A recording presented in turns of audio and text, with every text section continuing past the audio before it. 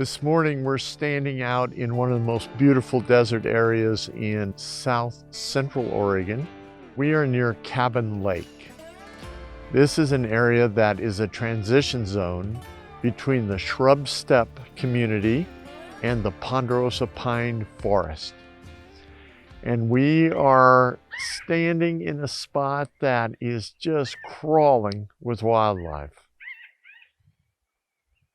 One of the creatures that is here right now by the dozens are least chipmunks. This is the smallest chipmunk species in the western United States, and they live in the shrub-steppe as well as the Ponderosa shrub-steppe.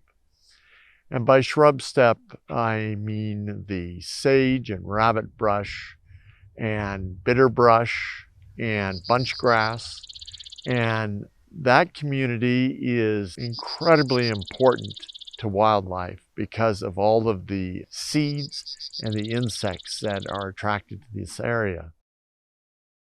We like to think of chipmunks as being pretty benign and a very pleasant little animal. They in fact are an omnivore. They eat insects, they eat seeds, they eat all kinds of things that you would not expect. They eat birds and eggs and young.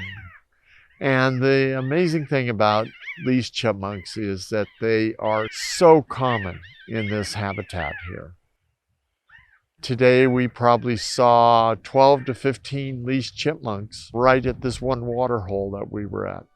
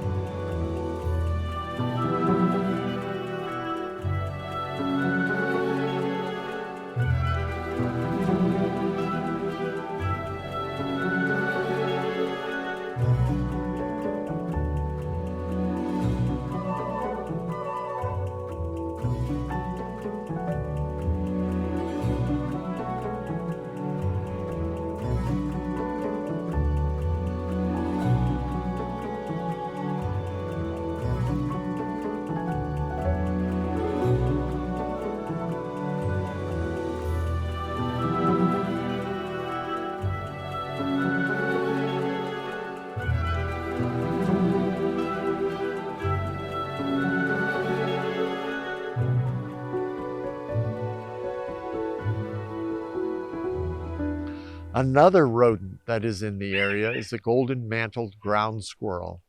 And they are about a third larger, maybe 50% larger than a least chipmunk. And they are basically a rock squirrel. Golden-mantled ground squirrels live around basalt rims and rocks, and they are great collectors of vegetation. And this time of year in September, they are collecting grasses and seeds and taking them underground into their burrows and storing those food items for the dead of winter in case they wake up.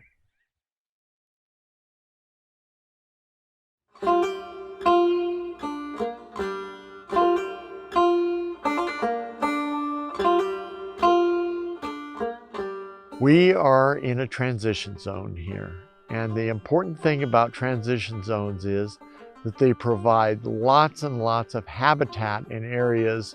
Say that we were standing in just a shrub steppe, we would be missing a lot of the birds that are obligated to live around Ponderosa pine.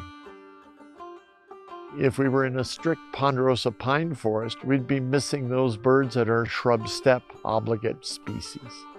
So we'll start talking about them. One is the brewer's sparrow, which is a shrub-steppe obligate, requires sagebrush. But right now, the first week of September, they are in migration.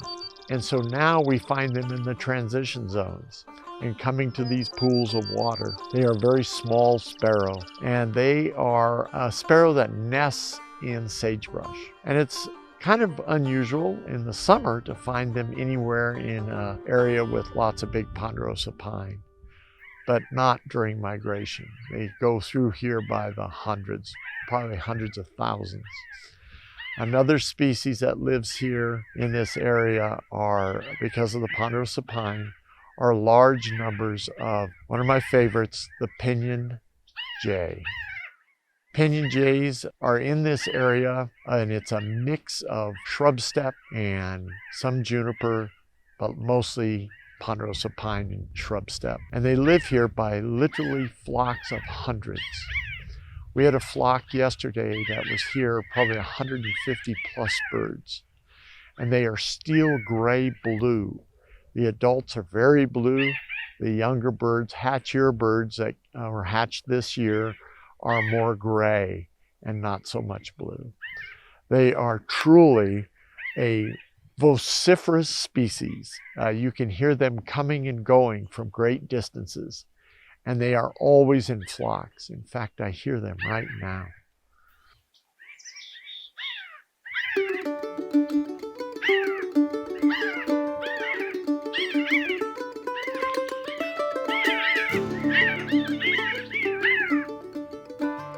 Another species that's here in large numbers and is entirely obligated to the ponderosa pine is a Clark's nutcracker. The pinyon jay and the Clark's nutcracker are cousins, and they all belong to the family of Corvidae.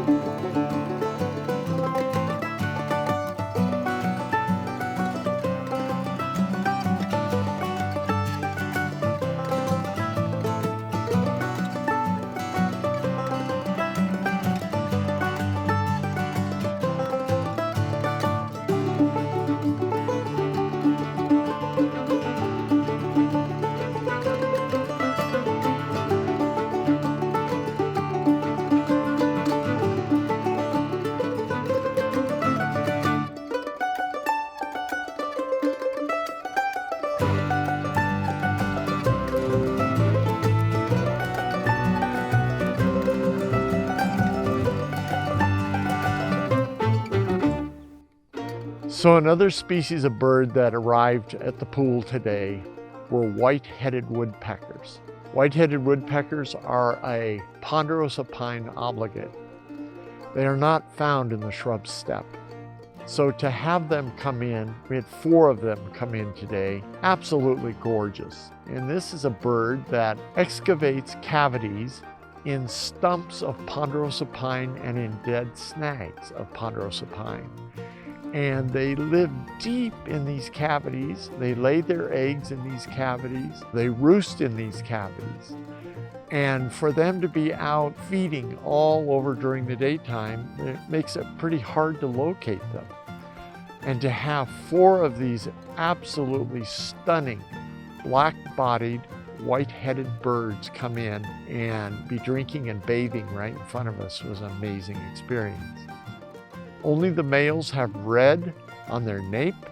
They have a white head, white face, black body, and big white wing patches. White-headed woodpeckers are found all over the West Coast in Ponderosa Pine Forests. They also occasionally show up in Ponderosa Pine, Western Juniper Forest mix, but they love Ponderosa pines. So it's really nice to see them.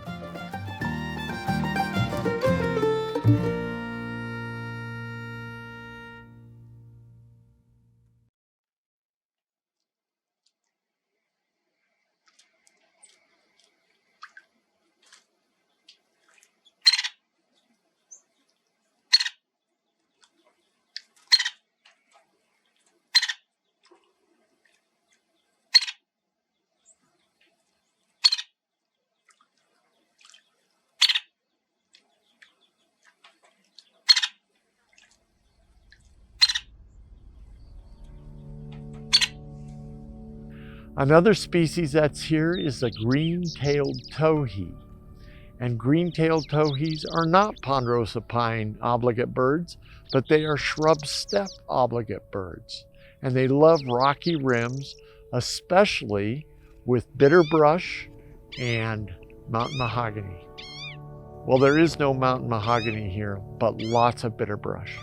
And so we have green-tailed towhees, and they have a beautiful rust red cap, a green body, and they are really a species of sparrow, but they're larger than most sparrows.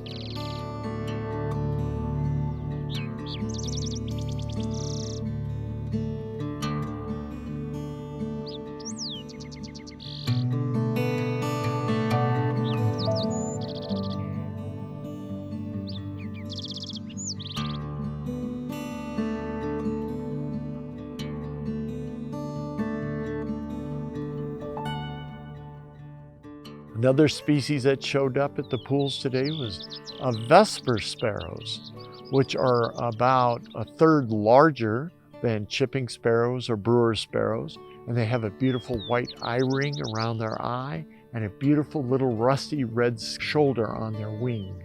And they are a shrub-steppe species. And to have them in the ponderosa pine is very nice, but they're also in migration. In fact, all the birds but the resident white-headed woodpeckers are in migration, along with a large number of yellow-rumped warblers. Yellow-rumped warblers are insectivores, and they come through here by the thousands during migration. They typically nest in higher mountain ranges. They love dug fir, and today they're moving through the shrub-steppe and the ponderosa pine on their way south, getting out of the northern United States because winter is on the way, and they know it. Another species that is in the area that I thoroughly enjoy, and that is the white crown sparrows. White crowns do not nest here. They're in migration, and they have been coming to the water here. And the subadults, which are here, have rust red stripes on their head, and the adults have black stripes on their white head. And they are an absolutely beautiful sparrow, and they're in migration, headed down into central California and on into Mexico. So really an interesting bird. They nest in Canada, so it's fun to see them here. Another species here is the white-breasted nuthatch. White-breasted nuthatches are a ponderosa pine obligate, and so they are only here because of the pines. And this particular subspecies has an extremely long bill because they feed on insects that are under the bark of the ponderosa pines. Another nuthatch species that's here is the pygmy nuthatch, which is absolutely beautiful little nuthatch. They're the smallest nuthatch in the western United States, and they're super vocal. They get in small flocks, and it sounds like maybe 10 or 12 birds, and there'll be 3. But they are entirely obligated to live among the ponderosa pines.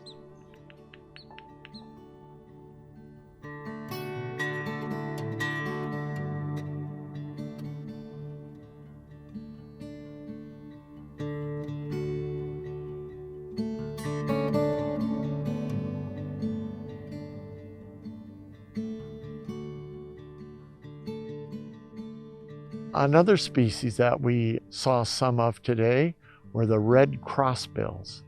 Red crossbills are entirely a ponderosa pine obligate species. And this particular type of red crossbill feeds on the pine nuts within the pine cones of the ponderosa pine. And they have a crossed bill and a huge thick tongue, and they can pry the leaves of the cone open and reach in with their thick tongue like a parrot and pull those seeds out, and that's what they devour. And so we had a large flock of red crossbills come down and start drinking. Young and the females have greenish yellow on them, and the males are brick red, and they have dark wings. and truly a beautiful, beautiful finch. But they are so unique because of their crossed bill. Really an amazing bird. Right now, there are at least 10 different types of crossbills in North America, and probably more. So right here, we just call them red crossbills because many of them are moving around right now, and they're looking for cone crops. And in areas where there has not been a good production of pine cones, they bypass. They do not spend any time there. Really an important bird. A lot of them will drop pine seeds, and those seeds end up on the ground and they grow. They germinate when the moisture comes.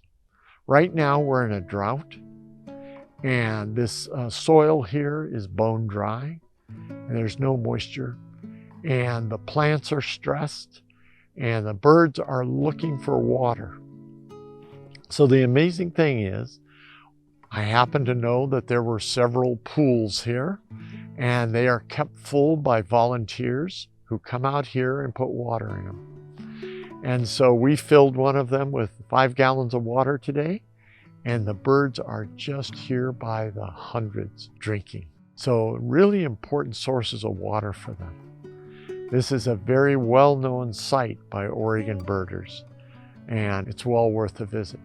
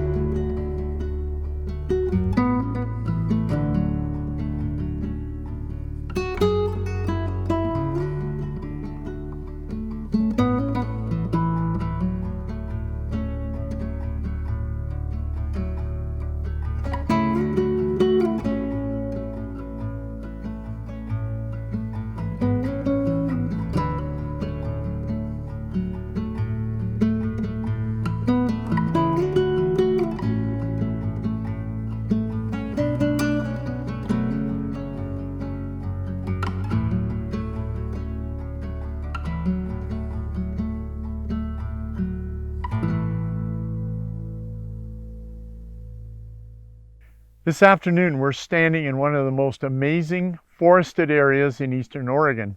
It's called the Lost Forest. This is an area that is a mix of western juniper and ponderosa pine. And what's so interesting about this is it is an incredibly harsh desert area. Most of these trees are growing on old dunes. And both junipers and the ponderosa pines have a certain interval between plants. And because neither of them have big, long taproots, most of their roots are within a foot of the surface of the ground. They rely on spring snowmelt or rain, and that's what they store in their roots. Well, the demand for moisture in this forest is incredibly intense, and so this interval is maintained between the trees. And there are no thick stands of anything in this forest. It's all widely separated because as the root systems increase, the demand for more and more moisture increases, and they push out and destroy any other trees that are trying to get established. Super important to remember is that the western juniper probably lives as long here as the big ponderosa pines do. The western juniper also hosts large numbers of bats, reptiles, and amphibians. And many, many rodents and birds nest inside these juniper trees. Western junipers are incredibly important to Oregon's native wildlife. And the amazing thing is the older they usually get hollow, and all kinds of animals utilize those hollow trees. So they're actually a living snag. The outer bark on one side or a couple branches will be alive and producing berries, and the rest of the tree will be dead. And loads of wildlife utilize that. So if you're ever tempted to go out and cut down western juniper just to get rid of them, don't do it, because so much wildlife depends on it. Western juniper are native to eastern Oregon and parts of eastern Washington. All over the Great Basin, they are a native tree, and many wild animals have adapted to use them. So be very cognizant of that. The other thing to remember is that the big Ponderosa pines here are all growing on sand dunes. And Ponderosa pines do not have a big, heavy taproot. Every root is right up against the surface of the ground so they can collect any moisture that falls or melts. And they store it. They store it for this season. Right now, it's probably 90 degrees here. Wind is blowing and there is no moisture on the surface of this soil. And yet these trees all survive. They have all kinds of strategies for survival, and one is they start dropping needles and leaves because they can't afford to maintain all of them. The thing to keep in mind is that these plant communities have very rigid strategies that they live by to survive. And one little thing can totally destroy this plant community, such as overgrazing, too many ORVs in this area, all kinds of destruction of habitat. And that is a real loss that takes many years to regain because it is so hot and so dry here. Another area that we had the privilege of visiting was the Dune system, which is just southwest of the Lost Forest. And this is an area that is very reminiscent of the Sahara Desert. Big, huge dunes, blow areas. It's just massive area. Most people would never think of this dune system as being in the state of Oregon. And the amazing thing about it is it's full of wildlife. So if you walk across the dunes, there are stands of Indian rice grass everywhere. And then there's a bugloss relative growing out there, a plant.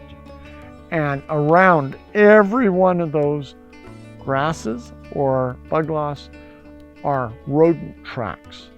And they come every night and they go around each plant and they're looking for insects to eat that hold up there through the night.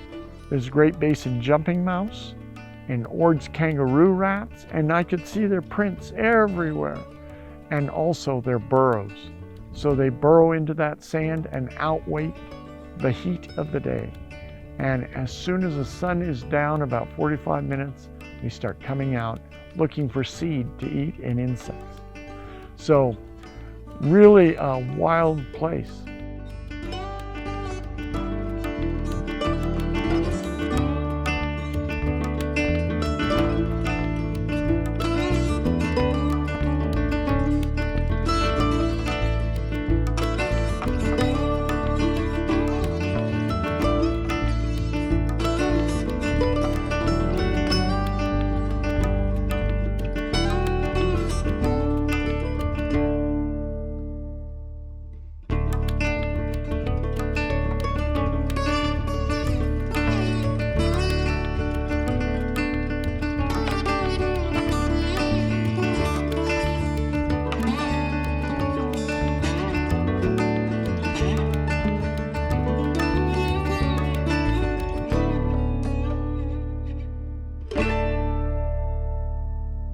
The other place that we visited was Fort Rock.